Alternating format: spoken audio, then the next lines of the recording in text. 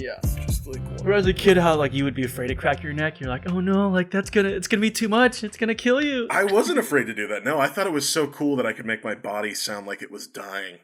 Oh yeah, I was always the type that like I would believe too much in those, like the myth of like you get slapped on your back for making a silly face, or if you crack your back too many times, you're gonna be stuck in a different position. So I always be kind of weary. I'm like, man, I don't know. I was definitely told that like if you cracked your knuckles, it would like have long-term repercussions for like your joints and stuff like that. But we found out that that's a myth. And welcome to Pop Culture Party People, the arthritis-riddled podcast, where we talk about all things bone health. Yeah, we're talking about calcium today and the importance of drinking milk. Why cracking your bones feels good and why it happens at all. Yeah, absolutely. Well, hello and welcome everyone to Pop Culture Party People episode number 6.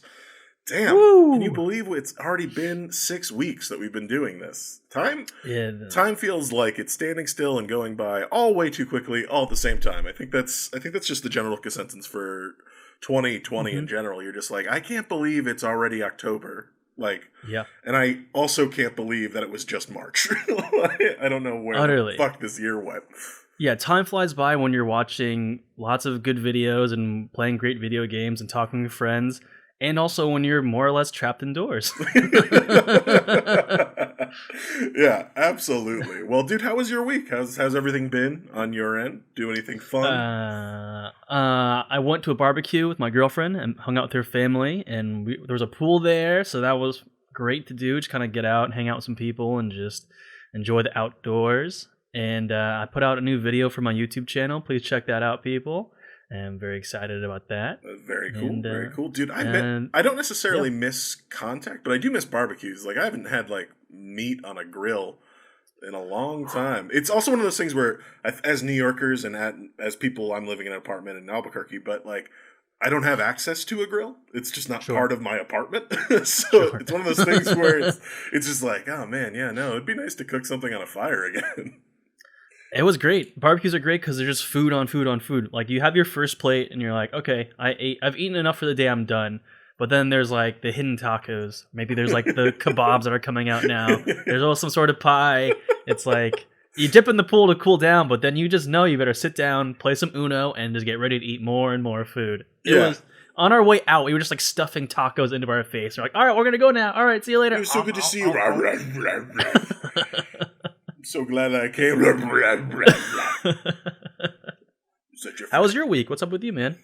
Doing pretty good, dude. Doing pretty good. So I'm going to be going back home to visit my folks because they are selling their house. So you got to do all that stuff where it's like when your folks are selling your house and you're like, oh, I've got a lot of shit in that house. And they're like, yeah, better come pick it up before we throw it out. You're like, you're telling me, bud. We know. Yeah. Oh, we know. Yeah, absolutely. So it's one of those things where it's like my family's been living where they're at for like over 10 years. But now that the corona's done what it is, their job is completely remote now. So it's like they were planning on retiring in a couple of years. So they're still going to retire in a couple of years, but they're going to move where they were planning on going anyway. Because like if you can do your job anywhere, why be tied down? And if the housing market seems to be doing fucking phenomenally right now, so they're like, yeah, we'll sell at the height of the market. We'll go to our new dream home, and then we'll retire in a couple of years in an established place that we already like. I was like, that makes a ton of sense. Be in your dream home. Be living your dream now. Why wait for it when you can just do it now? Here's my question to you, though. Going back home, what are you most looking forward to of picking up from your childhood home? Oh, well, I've got, I was a huge, and I would love to do it again, but I don't have the money anymore, but I was a huge statue collector and, like, action figure collector. Like, I have a pretty decent collection of pretty high value, like, statues and stuff from comic books. And I haven't seen those in years. You know, those have been packed away as I've been filmmaking. It's like, you know, you can't move that stuff around when you're going from New York to Denver to Florida to Albuquerque. Like, you know, I've lived those are delicate items. You can't just stuff those in your duffel as you're going on to the next location. Nor would you want to. They're pretty heavy. So, it's one of those things where it's like, because I've been so transient for the past couple of years trying to do filmmaking, it's going to be kind of nice because I'm pretty sure I'm in Albuquerque for the foreseeable future.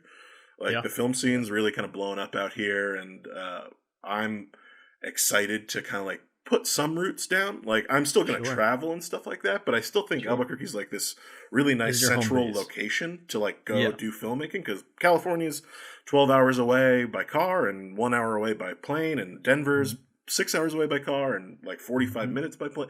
Like, all these places that I like do work in sometimes are really close. And it's like, the only drawback is like I may have a job that comes up in like New York, and it's like, oh shit, how the fuck am I gonna get up there? Well, what's nice though is because you've lived in New York and you lived in Denver and you have home base in Albuquerque, you have places you can stay at and kind of make work. Like you've networked well that you can kind of be transient and make friends and see people in different locations. Absolutely, and I'm really looking forward to you potentially moving out to California, because I know that's been something that you've been eyeing in a while, and that's also cool because you'll be closer to me, and I plan on hopefully putting you in some stuff that we're going to be filming next year. Please. Ideally. Maybe it needs more reel material. I don't know if I can put this into a reel, but it may end up being in a reel. I think we're good enough to be in a reel, maybe, potentially. Yeah, hell yeah. If the podcast really pops off, then yeah, you're fine. This is 100% easy to be in a reel. I'll just put it in the lower caption, like, the podcast, the movie. Well, speaking of California and speaking of things that are transient, we should talk about The Vow, because... oh, please. I don't know if you saw the most recent episode, but holy fucking shit. Oh, yes. I'm all caught up, and man. Did that take a dramatic turn from episode 1? 1 to 3 is just... so dark. Yeah, so episode 1, you're kind of like on the ride, and you're like, okay, maybe this organization isn't that bad. I mean, yeah, they seem a little culty, but I mean, they're fun. They're not too bad. Yeah, their intrinsic values make sense. Like what they're teaching everyone makes a lot of sense, and it's like promoting these, like getting over your fears and moving forward. They got a guy to work on his Tourette's, that he no longer has symptoms of Tourette's. Like, wow, this is really special. This is amazing stuff. Like, they're doing good work in the world. And then episode 2, you're kind of like, okay, it's getting a little darker, getting a little... Yeah, so Bonnie left, like, that's a very alarming, you know, like someone leaving at a high position with a husband who's even, like, basically partners with the leader, like, that's an alarming sign, you know, like, what could be wrong? Yeah, what's happening? And then episode 3 just is like a hard shift into like branding and sexual like sadism and stuff like that, and it's just like, okay, number one, no kink shaming here. If that is the thing that turns you on and you like you like being dominated and stuff like that, totally cool. There's nothing wrong with that. There is something wrong with you coercing and blackmailing people into giving collateral so that they're like trapped in this organization so that they can be called like master-slave relationships that they didn't want to do in the first place. And then, of course... What an insane tactic of just being matter-of-fact, like, hey, let's go in the bathroom real quick. Let me take a picture of your tits. It'll be fine. It's no big deal. Yeah, absolutely. Or why don't you make some lies of a... record a video about your husband beating your kids, which isn't true. Yeah. But because we recorded it, we'll make it look like he's actually doing that. It's like, what the fuck? Yeah, you're in so deep that... You don't even realize, well, first of all, you're getting a brand. It's like so many levels to it. You're in so deep, you're willing to be called a slave and address someone as a master and ask them if you can even go to sleep. And then it goes to another level of being branded. And then it goes to another level of not even realizing what is being branded on you. And then not even, like, well, before that is like having it so close to your private parts. Like, are you kidding me? Are you fucking kidding me? Yeah, my favorite thing with that was like, when she tells her husband and the other people are mad, it's like, did you not think he was going to see this massive red scar on my vagina? What? It's gonna happen. At some point he is but they're so vulnerable. They're stripped out naked, blindfolded, brought in this dark place. It's like, what choice do they have in that situation? Like, it's probably a thought of like, I'm going to be murdered under rational situation. I think the so insidious thing is that it's women doing it to other women. It's one of those things where it's like, from everything I understand about true crime and stuff like that, like, yeah, men are the worst. We're fucking evil. Yeah, we've been known to just kill women just for fun. But the weird thing is, like, obviously Keith Raniere is like manipulating these women, but he's manipulating them so well that they're willing to hurt other women. And it's like one of those things where it's just like, fuck me, dude. Like, I don't know. Yeah, that seems kind of like just nuts. Because I don't want to be sexist, but it seems like most women want to care for and like help each other and like Sure. and like be there for each other, and that seems like a pretty common trait. But I don't know. Yeah, maybe that is sexist. But it seems like it's another level when you've got like these women trying to like brainwash other women so that they can be like Keith Raniere's sex slaves, and it's just like, well, it's like Keith operating at even like higher level of being like he's like obviously very horny and really disgusting of like just open mouth or just kissing everyone as like his like the normal thing to do and just that's taking a big advantage warning of impressionable women. Yeah, right there. Like completely. If somebody tries to kiss me on the mouth, I am inherently turned off by it unless we are very like, close. Whoa. Yeah, like, even then I'm like, whoa, let's just kiss on the cheeks. Like, what are you doing? Yeah, absolutely. Like, I only kiss the only people I kiss on the lips are people I'm about to have sex with. Like, this is a cheek related person that I am right here. Yeah. But I mean, it's also like, I don't know, people can do it if they want to. Like, I'm not trying to shame anyone, just personal taste. Like Magic Johnson and Isaiah Thomas would kiss on the lips before their basketball games, you know? They had a close relationship, and who knows, man? For some, it just works that way. But when you're running an organization, it is completely inappropriate and wrong.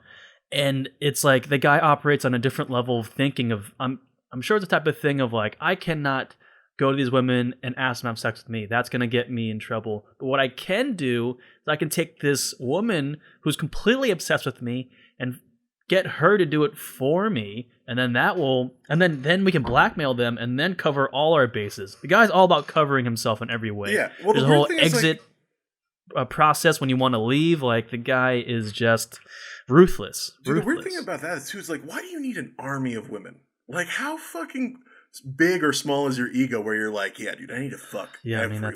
It's just like, I mean, that's it, right? It's like, what? No. Like, on the other, like, don't get me wrong, I had multiple sexual partners and I want to continue to have multiple sexual partners, but like, there's never been a time in my life where I was just like, yeah, dude, I need to fuck everything. I need total control over every woman in my life. It's like, who did this to you? What is wrong with you?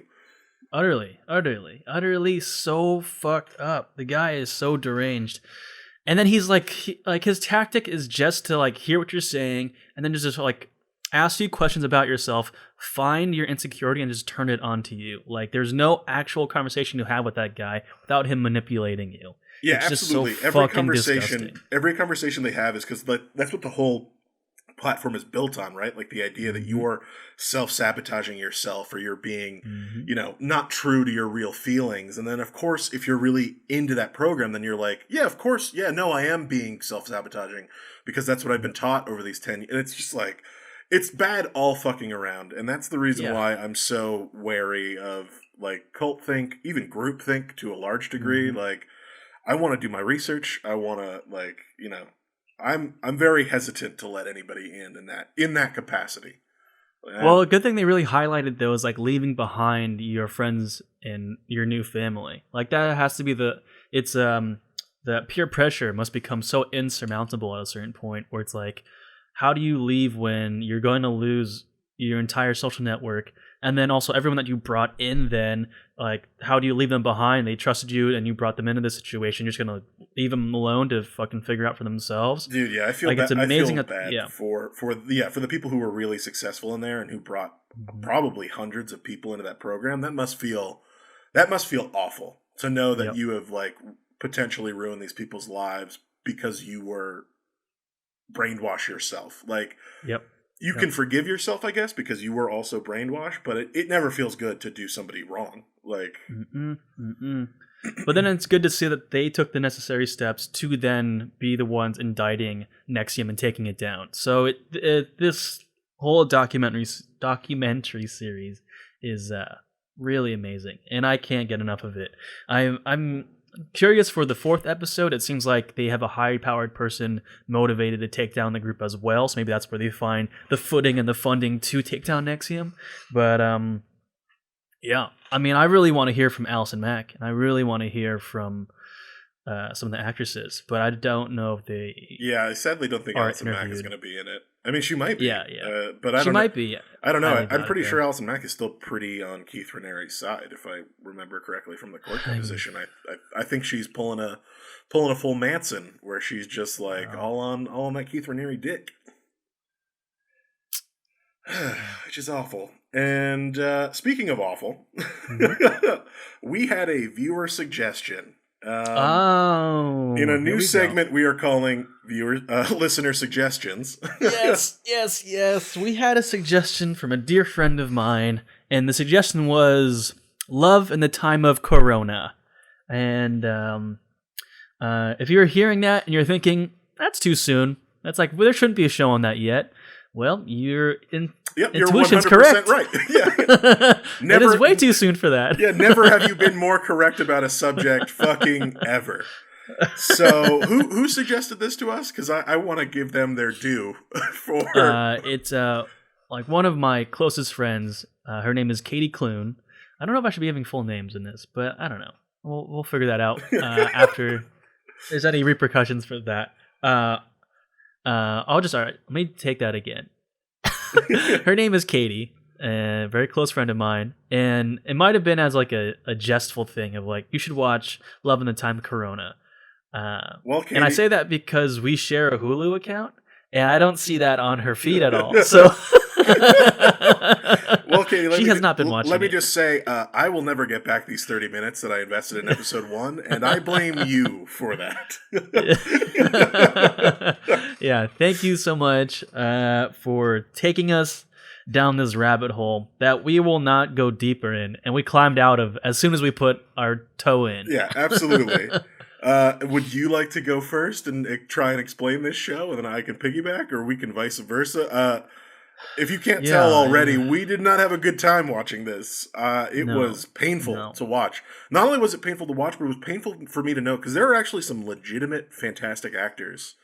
Yeah, Leslie Odom Jr.'s in it. They were talking about Aaron Burr from Hamilton, the musical. Original cast. The guy that is on the soundtrack you listen to, the guy that you're watching on Disney Plus, the guy who broke records with that original cast on Broadway is in this show. They got him. Yep. How? They got him, and they're not using him right. It's okay. So for those of you who've never seen Love in the Time of Corona, it's as you guessed, a show taking place literally right now. I don't even know how the fuck the Freeform, the company that I don't even know how they got these people into place. I don't understand how this show came together. It's one of those weird things where it's you can imagine the pitch meeting, and you're just like, who would say yes to this? And clearly, Freeform was like, oh yeah, let's do this. This makes sense. This is topical. And you're just like, no, this is not the time. It is not the place. I am not interested in watching Corona content at all right now, seeing as I am still living in it. Yeah. There's no distance from this. Also, their takes on it is just like, it's just very cliche. It's just such a trope-tastic adventure in a sappy, hard drama. I almost want to call it like a Christian drama. It's like they were trying to do This Is Us and totally missed it, and just try to just kind of do a show like that. It's like none of the characters are. It's like I'm so lost for words because so many things rush to my mind when thinking about this show. It's like it shows the progressive side of things, and it does a great job of showing so many different diverse perspectives of this. But they deal with the level of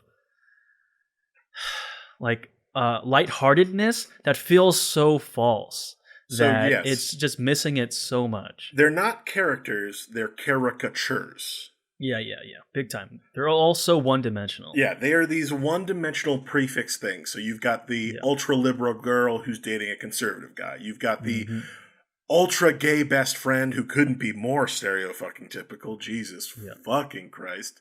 Yeah. With this, what could be arguably the most bland white woman I've ever seen on screen, potentially. And then they have a love triangle of like, I love my best friend, but he's gay. Like, what are we doing here? Like, and then of course they have that in the first episode. They have this, they go on like virtual dates, and the worst guy that she could be with is a DC fan. I love that that's the the marker that they were just like, Trump supporter, no, bigot, racist, no. Let's make him a DC fan. Let's just have him love comic books and God. Well, he loves the DC cinematic universe, so yes, he is the worst type of person because he is mansplaining what Batman v Superman was, and that is truly the worst person. Truly the worst person. I will admit that scene is pretty cringe, and I can imagine interacting with somebody with like that. But like, you know what? I don't see her bringing anything to the conversation. Yeah. Because she's too busy in love with her roommate. It's like an interesting take of like,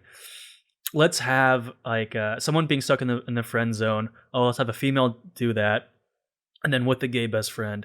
But then it just seems like so inappropriate and so.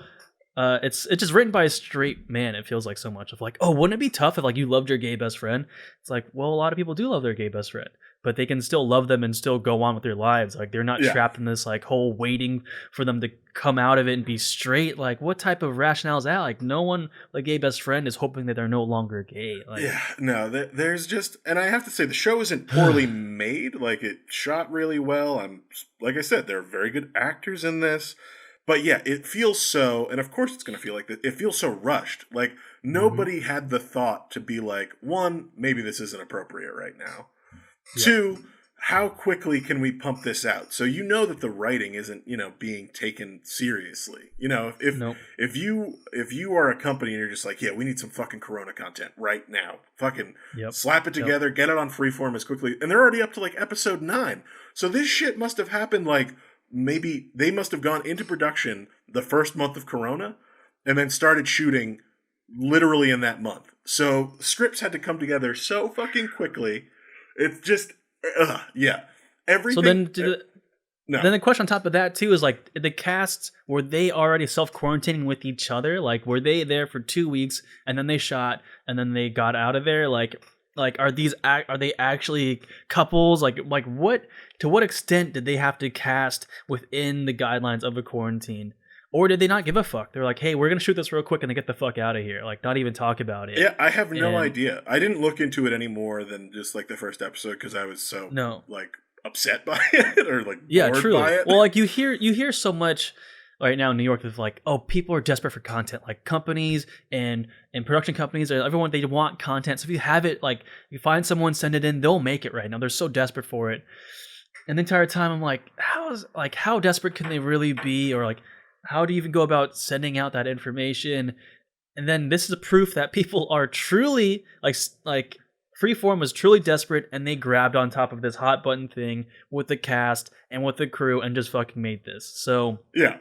Lesson learned, when you hear that talk, just write something up and send it out because you might get it made. You truly might get it made. Yeah, potentially. I don't know, but yeah, we definitely at the Pop Culture Party People offices do not recommend Love in the Time of Corona. It may be a show if you're looking for some mindless entertainment. It is certainly that. But guys, there are so many better things that you could invest your time in. Yeah. It is. There's so many better shows to watch on Hulu if you want that type of feeling. You don't need to watch that. You don't need to watch the. It's just so tone deaf. It's just so bad. It is the worst example of a company not having any idea what they should do in this crisis. But we watched it. It's proof. It's truly proof that if you have anything you want to suggest to us, we will follow through and we will watch it. We guarantee that we will watch, listen, or play your suggestion. Correct. So, short of it being illegal, we will subject ourselves to this. Yeah. Like again, don't be disgusting. Don't be gross and make us watch something that will truly get us in trouble or truly burn our eyes out. Don't suggest the Pain Olympics. I've already watched it.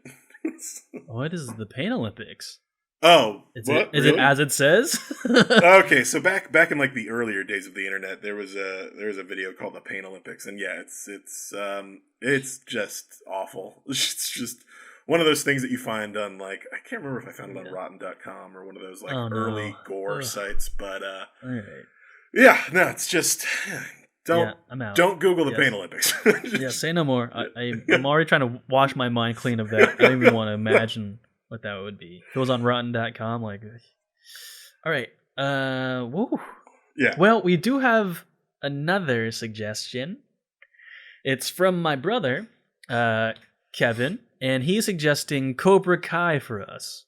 Oh. And now that it's on Netflix, it's easy for us to watch and easy for us to... kind of get a feel for it. Unless you've already watched it. I have not watched it yet, and I have heard nothing but exceedingly positive reviews for this show. Yeah, which is surprising, but it's only because it more of a opportunity for us to critique it. Yeah, it's definitely one of those things where it's like, I mean, Karate Kid was a fine movie, and I never thought about it much after watching it as like a kid, but the idea that not only did they revamp it, but they made the bad guy like the main character, and apparently it's got a lot of emotional pathos and like really good writing and acting. I'm like, all right, fuck it, yeah, why not? Let's do it. I hope they bring back. So I love Karate Kid, so I hope in the second movie when Daniel LaRusso goes to Japan, I hope his rival there makes an appearance in Cobra Kai as well. I hope that every enemy he's ever had makes an appearance to like be a part of Johnny's new dojo. You know what's kind of funny? We haven't talked about, I realized that throughout my entire life, I was because sequels usually tend to be awful. When I was a kid, I usually wouldn't watch sequels. Like, it took me a long time to see, like, Back to the Future 2. Like, I've seen Back to the Future thousands of times. Back to the Future 2 I didn't see until I was, like, 15 or 16. And I think it was because when it came to, like, renting movies, like, my parents, one, wanted me to see different stuff, but two, they were just like, sequels are kind of trash. Like, short of Terminator 2 and stuff like that, it's not good. So why waste your time on it? Intrinsically, that is how we are going to be different. Because Back to the Future 2, for me, is much better than Back to the Future 1. And just as that, Teenage Mutant Ninja Turtles 2 is far superior to Teenage Mutant Ninja Turtles 1. Okay, well, welcome to the next segment that we have ready to go. Yeah, but is it good? Is it good? But is it good? Yeah, but like, is it good? I get it, it's from your past, and like you remember enjoying it, but you should rewatch it, like, and really ask yourself the question: is it good? Yeah, is it good? So on this new episode of Is It Good, we went back and revisited films that were pretty important to me as my childhood, and like the cartoon was really important to me as well. And I have to say, I'm okay with some of the content, not so happy with some of the other content. So yeah.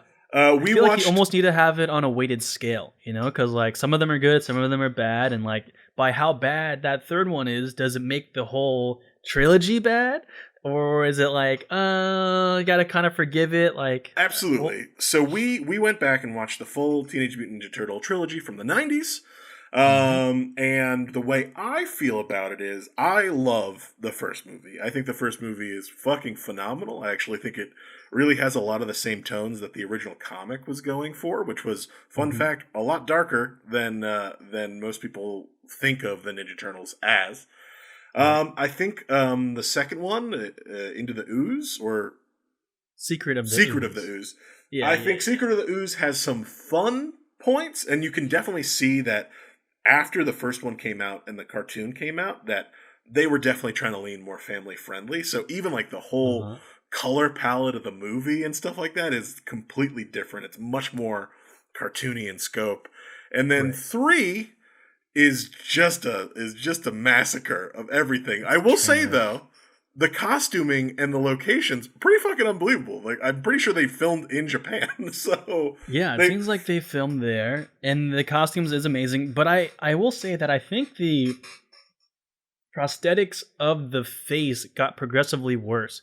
Because by the third one, they had like crazy teeth, and the shape of it was all wrong. They had all these spots and whatnot. Like, they just like went way too crazy with it, and it's so appalling. It's like grotesque almost. Well, one of the great things about the first one is, like, I'm fairly positive that Jim Henson made those puppets for the first movie, and not only that, but the way that the film is lit, like the whole film is pretty dim and dark and kind of gritty, and that allows you to hide some of the imperfections of these giant rubber turtle suits, right? If you have it in a more dim environment, you're not going to pick up on all of the kind of like minute details that go into a prosthetic.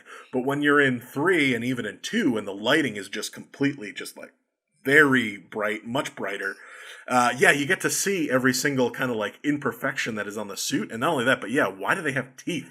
Why the fuck do these things have teeth? It's so weird. Yeah, we don't need a reason why they're able to eat pizza. Like, it's fine, they eat pizza. We're on Yeah. board. We don't need to see the teeth. Like, oh, so they're able to actually chew it and make it digestible. It's like, come on, man, just move on. Yeah, like Move on. what kid is so granular that they're just like, yeah, absolutely. They don't have teeth. How the fuck are they going to consume the pizza that they love so much? Gotcha, New Line or whatever fucking company put this fucking gotcha, brah.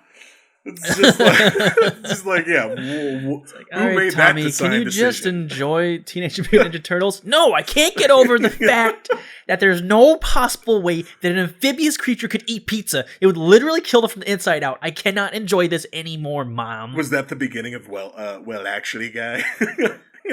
Maybe he was like screaming his head off and he hit himself on a table. Then this started happening. That's the origin of actually, guy. Just like, I want the Teenage Mutant Ninja Turtles to have teeth. All right. It's quite simple, really. Okay, if you're gonna give someone pizza to eat, then they must have teeth to eat the pizza. Oh my fucking god. But yeah, so I have to say, I was actually pretty happy to revisit the trilogy. I will say that they do get progressively worse for me, but I had a great time rewatching the first one again. I actually think I love the first one a lot. That's a big movie for me as a kid. I think it felt so adult when I was watching it as a child, and I know it was, like, even the actors are good, and the Foot Clan is kind of scary in the movie. Like, they actively seem like they have some weight. Same thing with Shredder. Like, Shredder doesn't seem like he's this kind of like funny pushover. Shredder seems like he's gonna fucking murder you. He actually has some like pathos. But that's kind of my critique on it, though. It's like, it shouldn't be gritty and dark.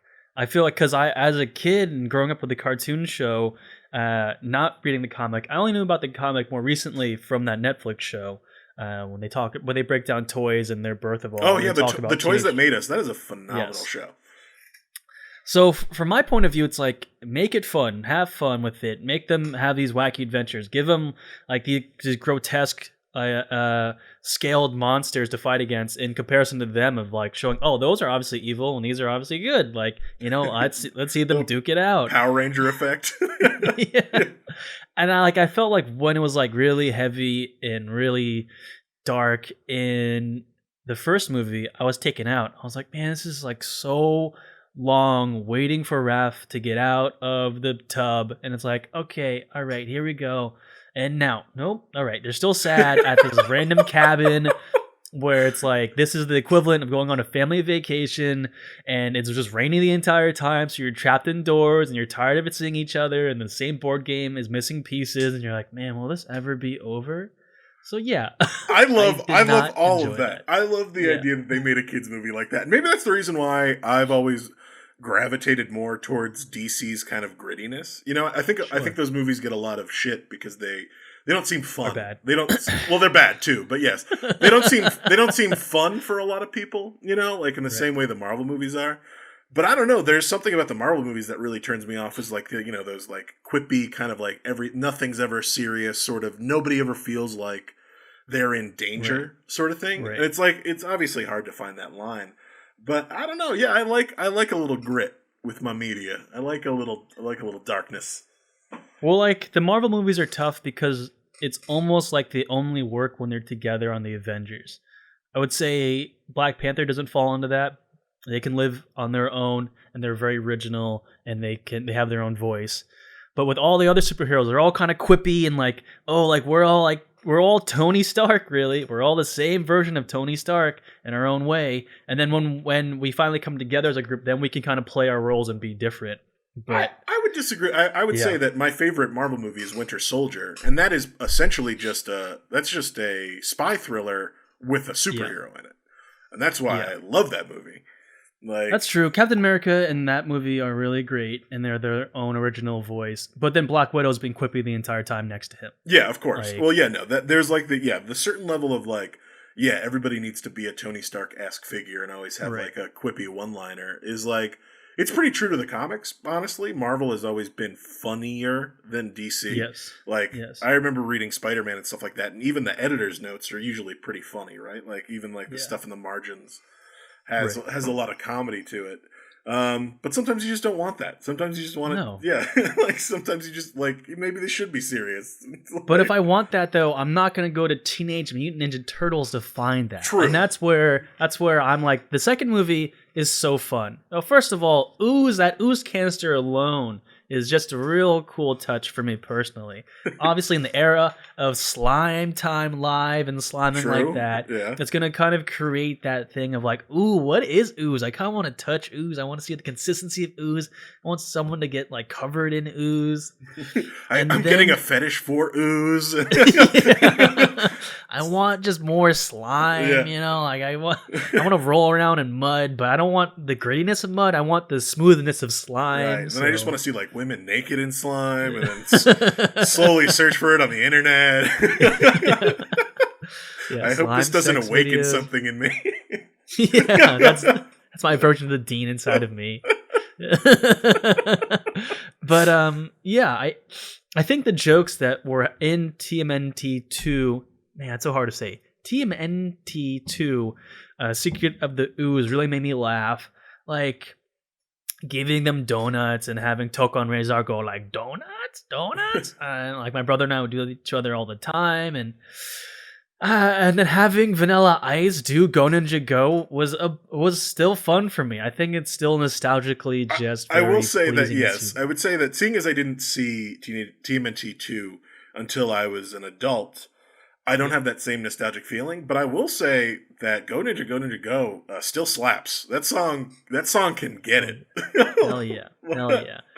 Someone remix that, put that in something for us. Like that song is awesome. Yeah, that song is great. But we both feel pretty strongly about 3 and about how just much of a train wreck that movie is. Gross and just bad. Yeah. It's just like, it's your classic writers meeting, like we're stuck, we don't know what to do next. Let's do time travel. Back to the Future 3 did it with the Western movies. They're like, well, they're ninjas, right? So they should go back to Japan. Of course. So let's send them back to Japan. I will say, funnily enough, still, once again, 90s, I didn't realize how inclusive the 90s was for Asian actors.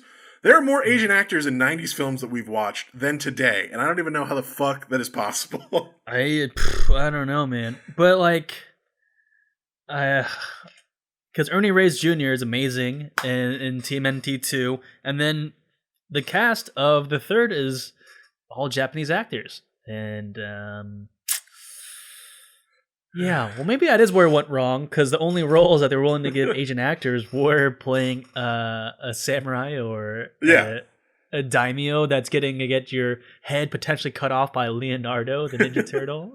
I'm not saying it's right to always have that, but yeah, like we've been watching movies and stuff like that, and I was like, oh man, there are a lot of like all Asian casts or predominantly Asian casts, and it's like when you think about them doing like Ghost in the Shell and stuff like that, where they're just like, everybody should be white. And you're just like, yeah, did you watch the anime like at all? Like, it's like there's a chance for an Asian lead to play the main character of a kung fu film. It's like, oh, that makes sense. Like, let's do that. But as time went on, they're like, oh, but we can just have a white guy do that stuff. It's like, no one's gonna care, right? It doesn't matter. It's only like a little bit less in quality, but it'll work. It'll work, right? The weird thing is, I was actually watching something on Twitter the other day, and it was this guy dressed up as Luffy, and he's black, but the caption was, because people were saying because he was dressed as Luffy, he's like, Luffy's not black. And he's like, well, he's not white either. I'm white, yeah. Yeah. He's Brazilian. Yeah, well, the weird thing is, like, Oda's been very, very specific about the fact that if One Piece was to take place in, like, our world, because One Piece doesn't take place in our world, it takes place in a complete fantasy world, he would be Brazilian. So it's like, it's one of those things where it's like, I know anime is, like, very sacred for some people and stuff like that, but funnily enough for me, I always think of the characters in anime as Asian, unless it's like very clearly stated that they're not. Like the only ones who like for sure don't think are Asian are like Full Metal Alchemist clearly takes place in Europe. Like that whole thing is predicated on being in Europe. Like it's very clearly stated that is that. Like everything about that. Yeah, I think also like it's the type of thing of like if the writer says there's, I think fandom though. Let's see, what do I want to say with this? What I want to say is that with cosplaying, you can be whatever you want. Who Absolutely, cares? You have to follow the rules. Yeah. If you're cosplaying, be whatever you want, dress up. It's all good fun. as far as like interpreting an anime to a live action film, I think it's like, I don't know. It's a tough route of like what should play what. Just like I think it's like a type of thing of if it's if the story takes place in Japan and if your main character has a Japanese name. All right, I'm just saying Ghost in the Shell. Scarlett Johansson shouldn't have been playing the lead. That should have been a Japanese actress. But if it's like Fullmetal Alchemist, like, yeah, I don't know. Just use your best judgment and don't be so bland as to be true to the source material. Don't be true to your money. Absolutely. I think the whole thing is like, if you want to cosplay as whatever fucking character, you fucking cosplay as that character. Don't let any nerdy fan gatekeep you from loving this thing that you love, because that's pointless. Yes. Now, when it comes to like movies and stuff like that, like, yes, sometimes I don't enjoy them doing something where it's like, we're clearly going to change this character because we, want to get some points in a community. Right. But on the same token, it's like, you know what? They're not sacred either. Like, I remember like a little while back, Michael B. Jordan was in talks to be Superman, and I remember that was like, you're going to make Superman black, blah, blah, blah. And I was like, if they're going to make Superman black and not make it like ridiculous, they're not going to try and like shove it in your face and be like, see what we did there? We made it. See? We did it. Yeah, we did it. See how inclusive we are? Like, that's not good representation. That's just you as a corporation being really shitty. But if you were going, if you were going to be like, no, we want to tell a story about Superman as a black man because of these specific reasons and why it's so important to us as a society. And fun fact, people, there is a black Superman, universe, I believe 43 or something like that. Yeah. So there's also a Chinese Superman too. So like, absolutely, everyone chill out. Yeah, everybody cool the fuck out. So like, the reason why I was like, I walk so carefully talking about anime to live action is because when it's fully a Japanese cast, I don't think that works as well. So it's like, so what is it that you need to do then? Like, because like I think the cast in anime has been largely multicultural, and I think a lot of like the drawings almost look like they could potentially be white instead of being Japanese. Like Ichigo, I would argue at times looks more white than he does Japanese. But he's clearly I would say that he's half white, half Japanese, because his mom clearly looks European descent, and his dad is clearly very Japanese. And the same thing with like Bleach is like, Chad is Mexican. Like the author very clearly was like, he is a Mexican person. Right. So don't make him Japanese in the live action adaptation. That is doing it a disservice as well. Like Attack on Titan, like none of them are Japanese except for Mikasa. So like that is also a type of thing of like, then you kind of need to kind of search for it's tough to figure out what works and what doesn't. But what else I will bring up is there is one anime turned to live action movie that I think pulled it off really well. It didn't get a lot of exposure, and I don't think a lot of people enjoyed it, but I think it pulled off the mixing of multiple languages and make it multicultural and not making it a big thing. It's a movie called Animal World. This came out in... Never heard of this. It's a Chinese-made movie. It came out in 2018, and it's basically about like people go on this ship to gamble, and it's like you have to strategize to survive because you have like a bomb in you, and if you don't pull it off, you lose. But the big bad is Michael Douglas, so he's speaking perfectly in English, and the rest of the cast are speaking in Chinese. And the way that they pull this off is through the collar that's on them that's going to explode. Is it a translator? It's a translator, so they can just speak in their native tongue and they understand each other. There's no like, oh, you talk in my language, so I can hear you, or I talk in your language, so you can hear me. It's like, no, it's like subtitles are fine all around, and just have people do what's comfortable for them to pull off the performance that they need to make this role work. That's awesome. That kind of reminds me of Snowpiercer, where it's like, it's very much the same line, where it's just like that cast is completely diverse, as it should be, because it's like the last remains of humanity. And it never feels forced, right? And that's like what society is, right? Like there's not any of this like forced inclusion. It's just, they're there. Yeah. Also, you're already making a movie, you're already withholding your disbelief. So just like hold it a little bit more and just make it so it's more authentic as an experience. Like, don't do all this exposition to make sense of it, or force someone to like leave their comfort zone to like make sense of it all. Just like, it's a movie, be creative, make it work. Yeah, absolutely. And yeah, I did never thought about it. Yeah, but yeah, the Attack on Titan movie is an all Asian cast, and it's like, well, they're European. Like, Yep. their names are Jaeger. Like, Yeah. maybe, just maybe, that's a role for a white person in Yeah. that At the end of the specific. day, it's- In that specific case. Yeah, just inclusivity. Just make it more inclusive. Yeah, I mean, absolutely. Well, I think that's one of the cool things that anime has been doing is like adding more black people, and not caricatures of black people. Like, look at Carol and Tuesday. Like, that is a yep. beautiful story that is all very unique, very diverse. And I think that was one of the things too about Cowboy Bebop as well. It's like Spike is clearly Asian. Fucking Jet is very clearly white, in my opinion. Although, funnily enough, a lot of people always viewed him as black, and I was like, I never fully understood that take, because his tone is clearly drawn to be white. It is voiced by a black actor, so, 50-50. But, yeah, I don't know. Don't be a gatekeeper, I guess is what we're just getting at with this. Like, Yeah, for sure. Like, allow people to have fun and allow people to love the things that they love, because, don't be a dick. Don't be a dick. Let's have fun. Especially with cosplay. Someone's going to take the time to dress up as a character. Let them do and have fun. Just admire their hard work and their follow through. Yeah. Because it's not easy. Cosplaying is not No, easy it is so do. difficult. And if you love something that much to, like, actively go out and create a character, you just fucking sing those praises. You let them have it. Speaking of fun, Yes. Did you enjoy my recommendation? Yes. So I was recommended the video game. What Remains of Edith Finch? Yes. What Remains of Edith Finch? And I played this on my PS4, and so sorry. Quick little burp. So sorry. Thinking about this game has given me indigestion, because it's Well, do you want to give a little background of it? Or Yeah. Right I'll do a little background, and then you'll do a little background for Corey. So this game was made by Annapurna, which is normally a film production company, but they, over the past couple of years, have been just interested in telling stories. So they've gotten into video games, they've gotten into television, they're doing movies, and I believe they even have a book. They've done some book deals as well. And What Remains of Edith Finch is, unlike a lot of games I've ever played, it's more similar to Journey in the aspect that there's no fighting, there's no combat, there's nothing of that. The game is trying to tell you a story, and the story is of the Finch family. You, the protagonist, you are going back to the Finch home that is in, I believe, upstate Oregon or Seattle.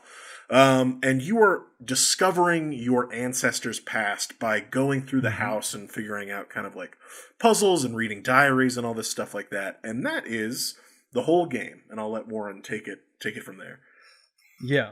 So it's a first-person view, and the puzzles are not difficult. It's like difficult enough that you have to curiously inspect a house, and the house is like very much what you might want as a little kid. All these secret passageways, and it's rife with mystery, and it kind of keeps scaling upwards and upwards, and it has a very ominous tone of like what you might discover, and it has like this feel of like a Netflix show of like a series of unfortunate events, maybe with Lock and Key, maybe with Stranger Things, this very thing of explorative, what is going to happen next. But the entire time you're by yourself.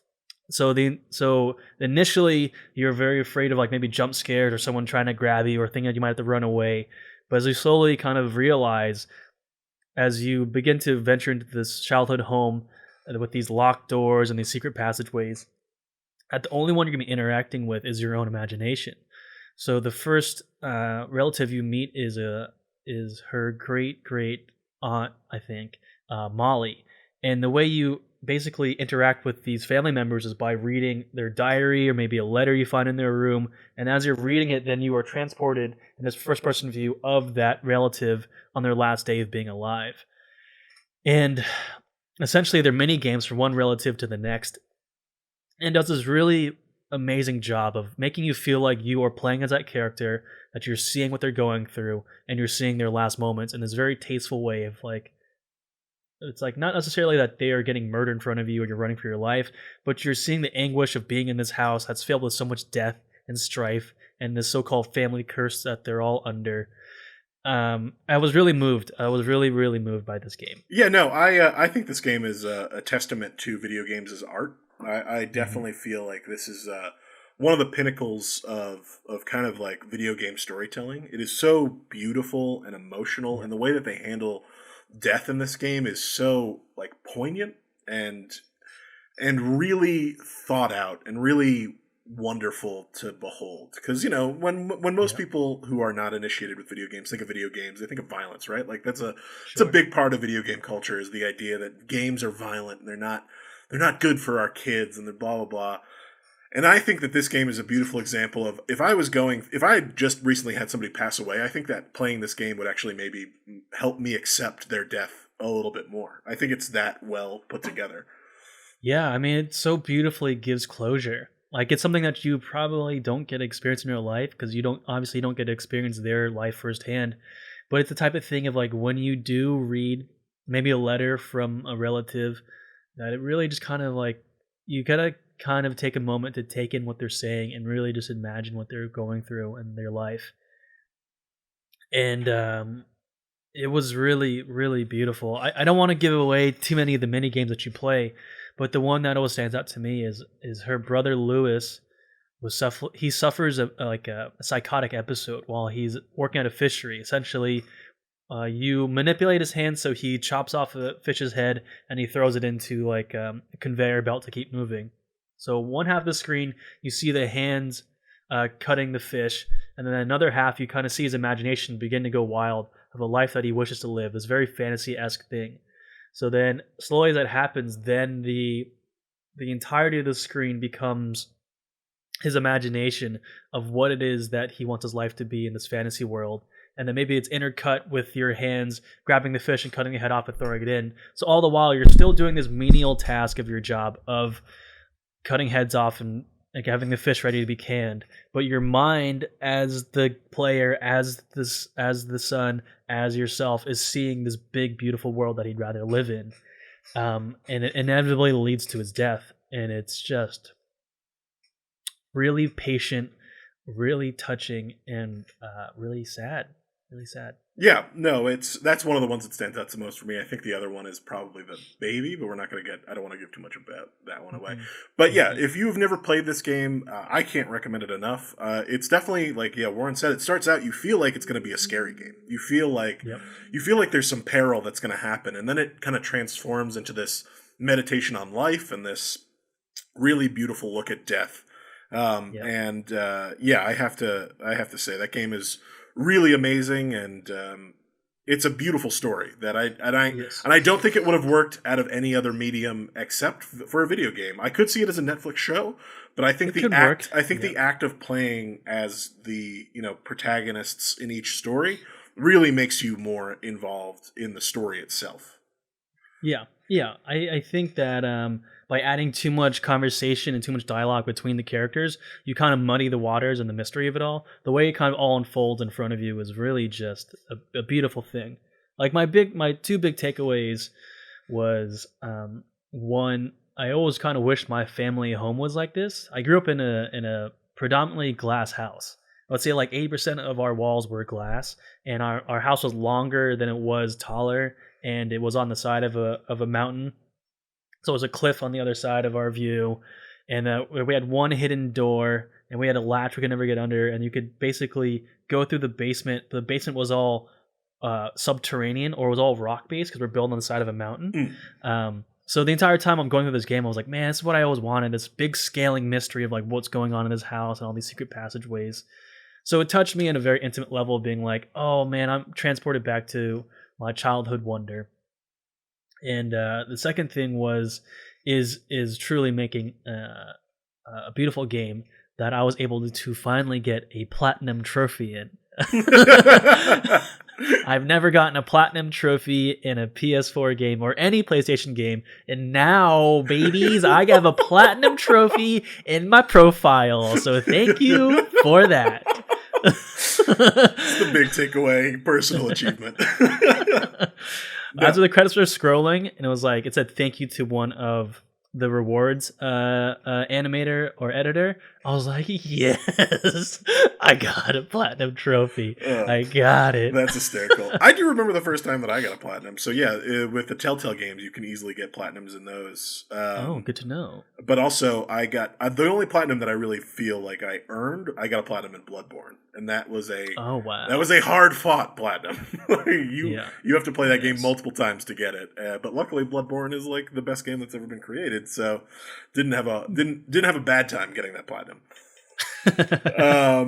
So you recommended to me a very interesting YouTuber and streamer by the name of coryxkenshin. Would you like to kind of explain him a little bit, why you got into him and why you recommended him? Yeah, so coryxkenshin is a YouTuber. He started around 2009 as a vlogger, but then around 2014 he just started doing gaming exclusively. So as a YouTuber, he reacts to video games that he's playing, and he has all these funny jokes he intercuts, or he'll react to scary movies, or he'll just kind of talk about things that are going on. And he'll like freestyle rap, and he's just like this. He just feels like your best friend that you want to hang out with. And the reason why I was recommended to him was I was getting ready to start my gaming channel of Show Me the Chaos. And my really good friend Shane was like, "Oh, that's what you want to do? Well, you should check out coryxkenshin. I think you'd be basically like him, just your own take on it." And then I quickly watched his stuff, and I quickly divulged into his wondrous YouTubes. So yeah. So I definitely enjoyed Cory. I would say that there are some things that I loved and some things that I didn't, and I think that some of that comes from, and this is true when I started doing Twitch as well. Like, I don't know if I like Twitch nearly as much as I like YouTube, because I like editing more than I like live performances sometimes. I think that there are big benefits to both, but I think the thing that I've always loved most about movies and YouTube and stuff like that is when people take the time to really craft something. And I think Cory does that for sure. It's just one of those things where the personality of being live, I think, can get a little tiring if you're like watching content after content after content. And that kind of like level of like energy that you always need to bring to a stream, I think that can get a little wearing after a while. And I actually think one of the things I like about your streams is you have that energy, but it never feels like in your face too much. Like there's never a ton of yelling or stuff like that. And that can get kind of a little grating after a while. And I'm not saying Cory does that all the time, but there are definitely some videos where it's like, you can maybe take it down a little bit. Like you don't have to be yelling all the time.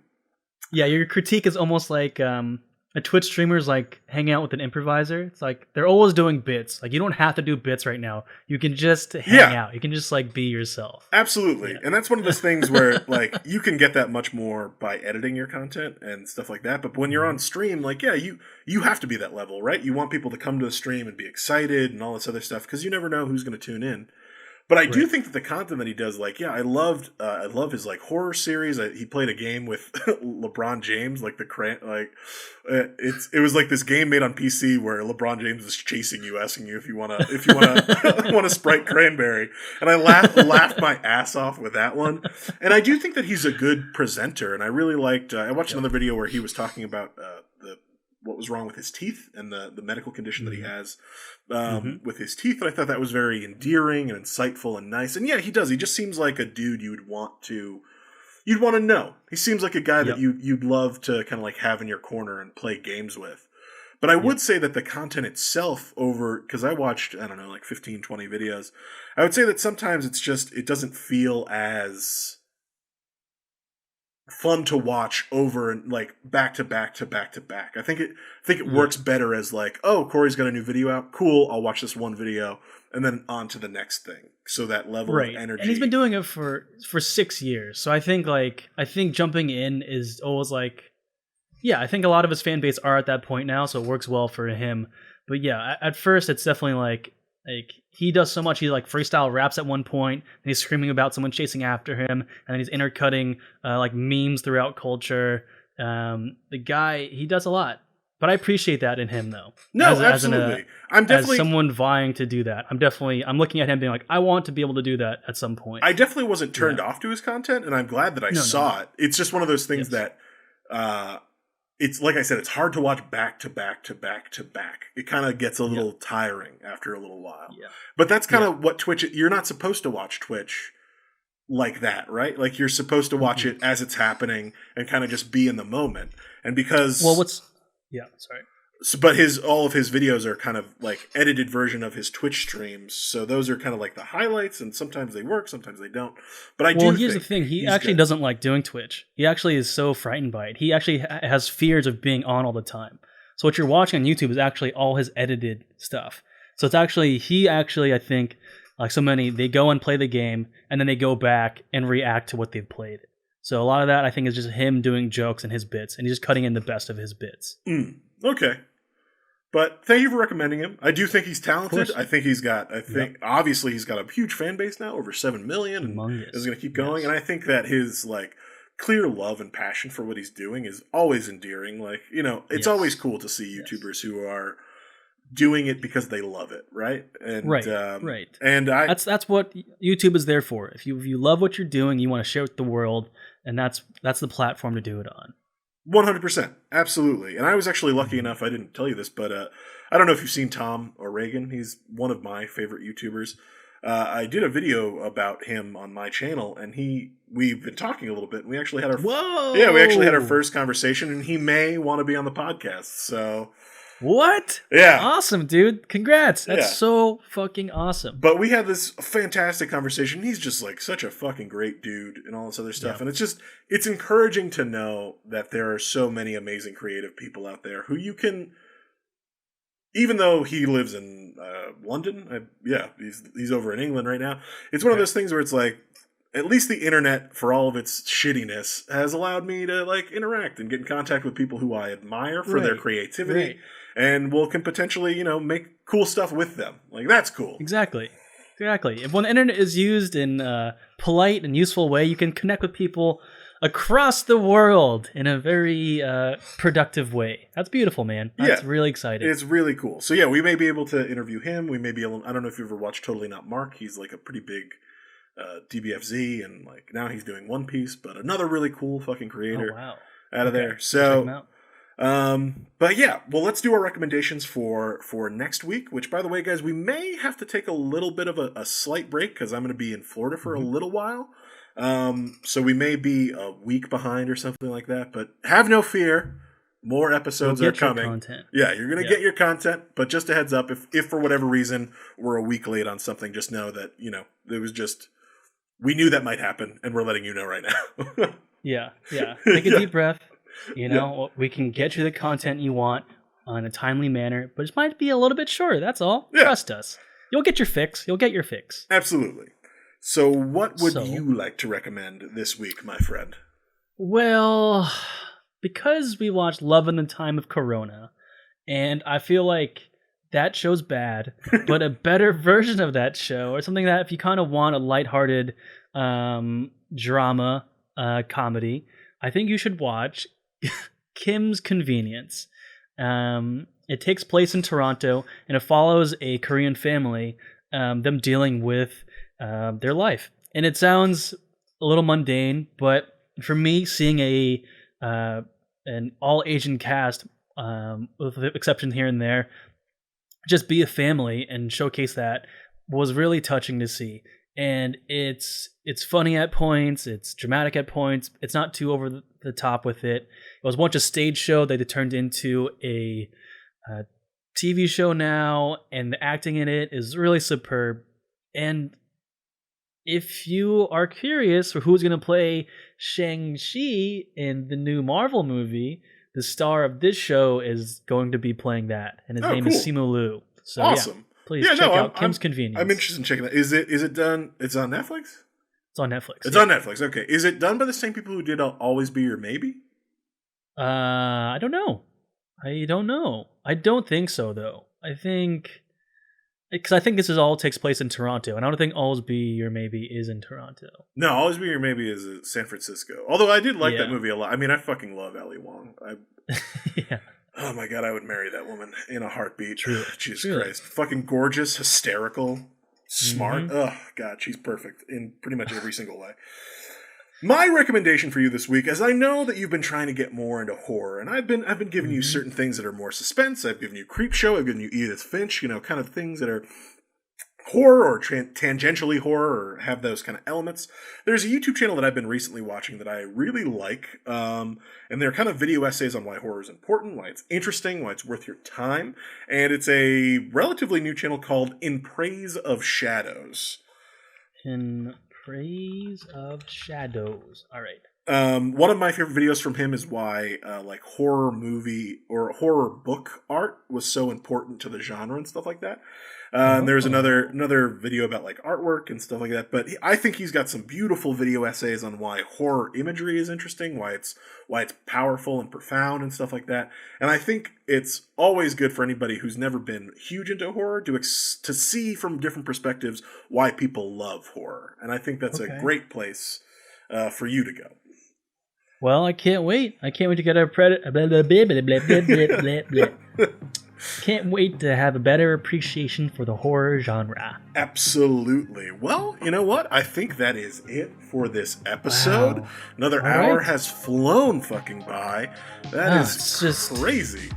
God. When you're having fun, time flies by. I mean, it's true to the word. And I'm really excited for our recommendations for Cobra Kai and for In Praise of Shadows for me. Yeah, I can't wait to watch Kim's Convenience. And yeah, we're both going to visit Cobra Kai for the Is It Good? Well, no, that's listener suggestion. Yeah, that's listener suggestion. Oh, what are we going to do for Is It Good next week? I mean, I think I got to just stay on this ninja train. I'm going to do 3 Ninjas. Okay. All right. I've never seen 3 Ninjas, so this will be interesting. Yeah. All right, 3 Ninjas. Okay. I've seen the box. I that box art is like burned into my brain. I remember seeing that so much as a kid. It's weird that I never rented it. 3 kids kicking the rising moon with an orange backdrop. How did you not watch that? I know, it's very strange. All right, so next week we'll be doing Cobra Kai for viewer suggestion. We'll be doing 3 Ninjas for But Is It Good? And then our recommendations are In Praise of Shadows and Kim's Convenience. All right. Well, that is it for this episode of Pop Culture Party People. Warren, you got anything that you'd like to plug, my friend? Yeah, please check out my YouTube channel, Show Me the Chaos. I have a new episode up. I've linked in my girlfriend's channel so you can see me get my hair cut by her. Please watch Something New with Karen or Karen Sepulveda. That's her channel. And just be kind to each other. Have fun. Yeah, do you have anything you would like to plug, Dylan? Yes, you can find me on YouTube at Unlimited Free Time, where we talk about movies, documentaries, and YouTube channels. That's where that interview, that's where I did a video about Tom O'Regan is on there, who may or may not be on the podcast at some point. If you'd like to see a documentary that I made, it is called V-Card the Film, and it is available on iTunes. And yeah, just like Warren said, be good to each other, love each other, and remember, we are the Pop Culture Party People. We put the cult in pop culture. Bye, guys. Thanks so much. Yay. Woo.